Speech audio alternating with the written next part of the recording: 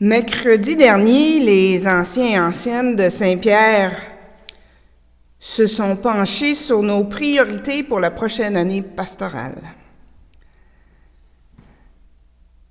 Nous avions échangé un peu par courriel avant la réunion, et ce qui a émergé de nos échanges, c'était notre désir de retrouver toutes ces personnes qui nous manquent.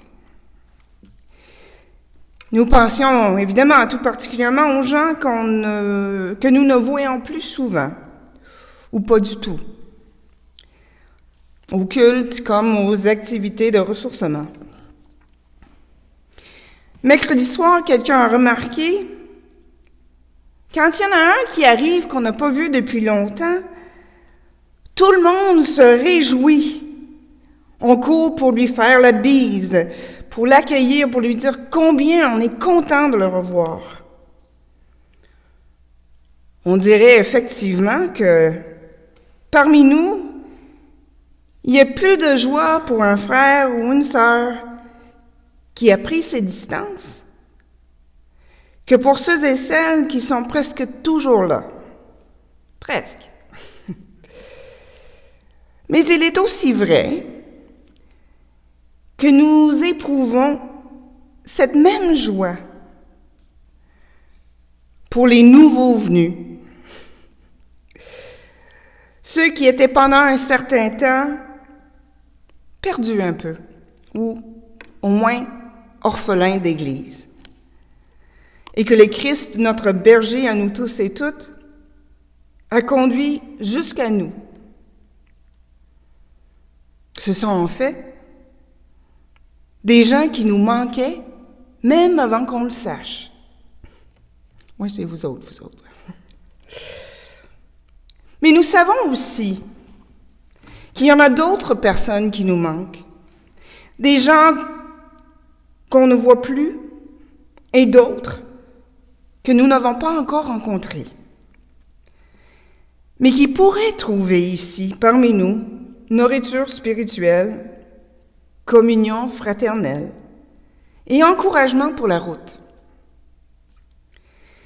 Et le Conseil des anciens et anciennes est prêt à tout faire pour les retrouver. Comme la femme de la parabole de tantôt, qui vire sa maison à l'envers pour trouver une seule pièce d'argent. Bon, c'est vrai, c'était le 10e de tout ce qu'elle possédait. Dans notre communauté, si petite, chacune est aussi précieux que cette pièce d'argent.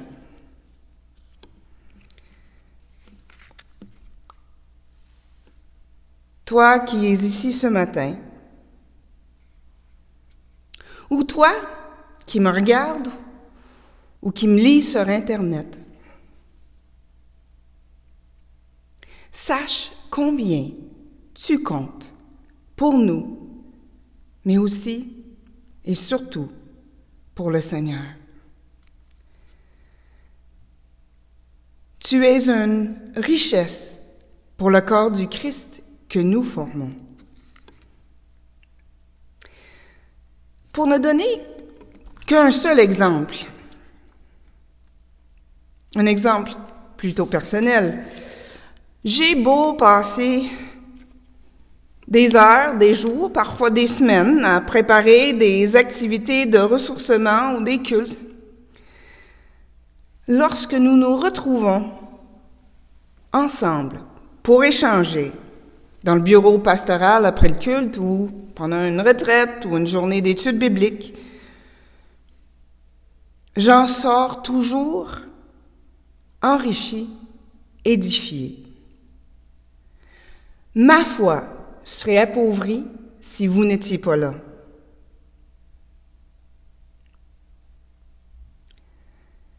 Chacune, vous êtes précieux. Sache combien tu comptes pour nous. Ta voix amplifie nos chants tes prières répandre notre amour, ton sourire égaye nos cœurs, ton accueil, tes réflexions approfondissent notre foi commune. Il y a des jours où ton sourire, ton câlin, tes idées, tes réflexions, tes passions font toute la différence dans la vie d'un frère ou d'une sœur ou de toute notre communauté.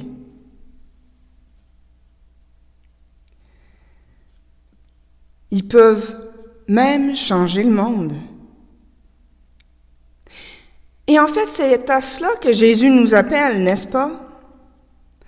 À changer le monde, à collaborer à l'œuvre du Christ afin de rendre le monde de plus en plus conforme à la volonté de Dieu. Que la volonté de Dieu soit faite sur la terre comme au ciel. Prions-nous à chaque semaine de concert avec nos frères et sœurs de par le monde. Il y a de la joie chez les anges de Dieu pour un seul pécheur qui se convertit, nous affirme Jésus aujourd'hui. Regardons cette affirmation, cette déclaration de près. Rappelons-nous que péché veut dire manquer la cible. Péché, c'est être à côté de la plaque, si vous voulez. Le péché, c'est ce qui nous éloigne de Dieu, du chemin que Dieu nous trace, des buts et des objectifs et des façons de vivre que Dieu voudrait que nous visions. La conversion, c'est la repentance. Un changement du cœur, un changement dans notre façon de penser et de voir le monde, ce qui amène nécessairement un changement de comportement, de notre façon d'être dans le monde. Se convertir, c'est se rapprocher de Dieu et de sa volonté pour nous et pour le monde que Dieu nous a confié. Si Jésus a voulu faire des disciples, ce n'était pas simplement pour remplir nos temples et nos assemblées. Comprenez-moi bien, Jésus n'avait rien contre des assemblées où on prie, où on chante. Au cours de sa vie, il est allé au temple, justement, pour écouter et pour apprendre. Il avait l'habitude d'aller à la synagogue. Mais pour Jésus, aller à la synagogue ou au temple n'était pas une fin en soi, une activité parmi tant d'autres. Jésus savait d'expérience que l'assemblée des fidèles est un lieu par excellence pour puiser force et courage pour la route. La vie de Jésus était pétrie de l'écoute de la parole et du chant des psaumes, et ses expériences liturgiques ont fait toute la différence dans la vie de Jésus.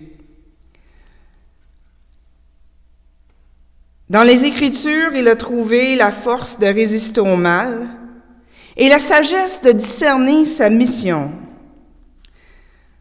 Dans les moments les plus sombres de sa vie, c'est dans les psaumes que Jésus avait certainement chantés à maintes reprises dans la vie, c'est dans ces psaumes que Jésus trouve les mots pour exprimer sa détresse et son angoisse sur la croix. La vie de Jésus nous le démontre de différentes manières. Le but de tout cheminement spirituel est la transformation du monde. Et plus souvent qu'autrement, cela se passe une vie à la fois. Un à un, Jésus vient nous chercher, comme un berger recherche une brebis perdue. Dans la parabole qu'il nous raconte ce matin, Jésus nous laisse imaginer la détresse de la brebis coupée de la protection du troupeau. Mais remarquez que la brebis est plutôt passive. Elle est perdue. Point. C'est le berger qui passe à l'action. Et la brebis est recherchée, trouvée, portée par le berger.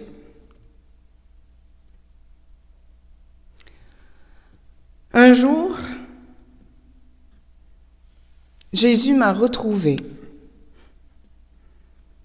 Bon, je savais que j'étais pas mal perdue dans la vie, mais je savais pas, ou du moins pas consciemment, que c'était une communauté de foi qui me manquait.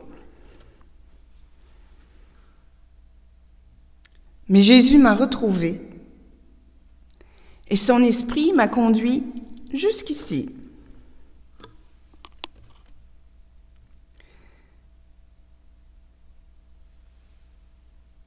Je ne savais pas à quel point j'étais éloignée de Dieu et de sa volonté pour ma vie et pour le monde que Dieu m'avait confié. Mais Jésus m'a retrouvée et depuis, par la grâce de Dieu, bien des choses ont changé dans ma vie. L'extrait d'Ésaïe que nous venons d'entendre, en fait, c'est un extrait auquel je reviens souvent. Dans ma vie personnelle, quand j'ai l'impression que l'eau monte et risque de me submerger, mais aussi quand j'ai besoin d'un peu d'encouragement, quand je regarde notre petit troupeau fragile, ou quand je regarde l'état du monde. Et je me rappelle que le Dieu qui m'aime, qui nous aime et qui nous appelle chacune par notre nom, c'est le même Dieu qui a sauvé son peuple de toutes sortes de machinations dans le monde, des figures politiques qui magouillaient puis essayaient de faire des alliances avec l'un ou avec l'autre, puis c'était pas très clair. Mais le peuple de Dieu ne s'est pas laissé complètement submerger. La preuve, c'est que nous sommes ici.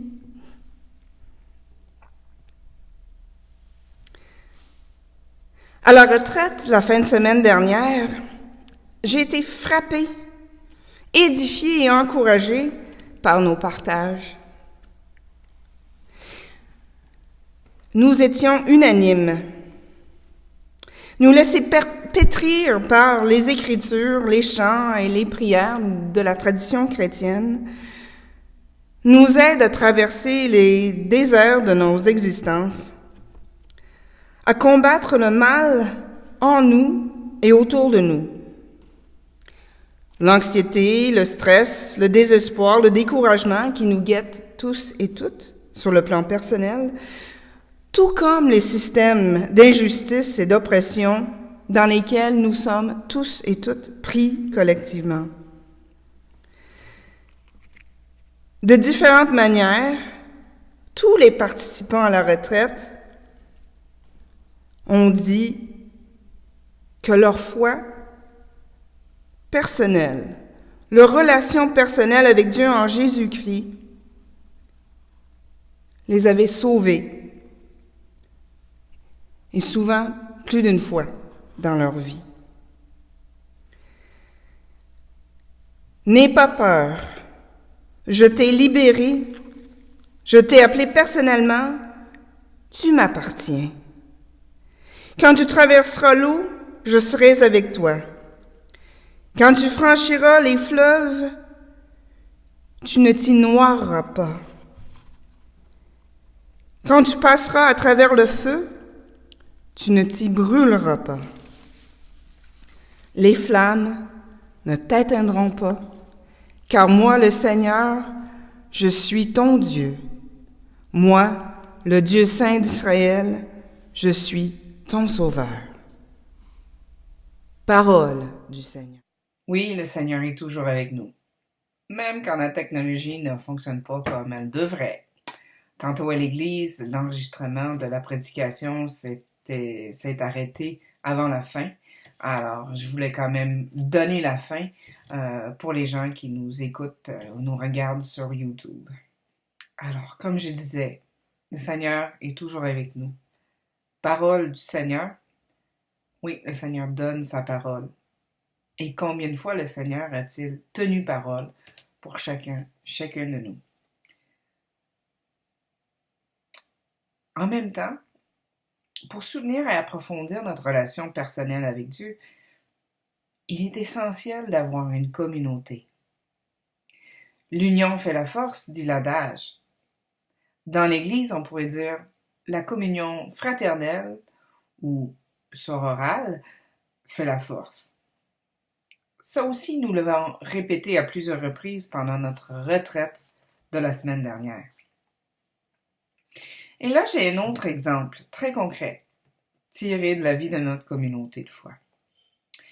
J'avais entendu parler de ce grève pour la planète ou grève pour le climat dont on parle dans les médias. Et comme chrétiens qui confessent que nous sommes appelés à constituer l'Église pour vivre avec respect dans la création, je me disais qu'il fallait bien que je me joigne aux marcheurs le 27 septembre prochain. On en a parlé mercredi en fin de soirée et j'ai appris que plusieurs autres membres de notre communauté de foi avaient l'intention d'y participer eux aussi. Maintenant, je suis plus motivée que jamais. L'idée de nous retrouver en gang pour réclamer notre repentance, un changement du cœur et de comportement planétaire me remplit d'une grande joie. Retrouver la solidarité, retrouver l'espérance, retrouver un élan, un nouvel élan, comme retrouver une brebis ou une pièce d'argent égarée, c'est une source de grande réjouissance. Cette joie, on ne peut pas la garder pour soi. Comme le berger qui a retrouvé sa brebis, comme la femme qui a retrouvé sa pièce d'argent. Il faut toujours inviter nos amis, nos voisins, nos voisines à partager notre joie. Qui sait, un jour, à leur tour, par la grâce de Dieu, ils nous inviteront à nous associer à leur joie d'avoir trouvé ce qu'ils cherchaient, peut-être même sans le savoir. Frères et sœurs, il y aura de la joie dans le ciel et sur la terre pour tout enfant de Dieu qui se laisse trouver et qui se convertit, qui change son cœur, sa façon de penser, sa façon de vivre ou sa façon d'être. Alors, avec l'aide de Dieu et par sa grâce, ne ménageons pas les efforts pour trouver les frères et les sœurs qui nous manquent. Toi qui m'écoutes ou me lis sur Internet, sache combien tu comptes pour nous et pour Dieu. Au plaisir d'avoir la joie de vous retrouver parmi nous le plus souvent possible pour la gloire de Dieu et la transformation du monde. Amen.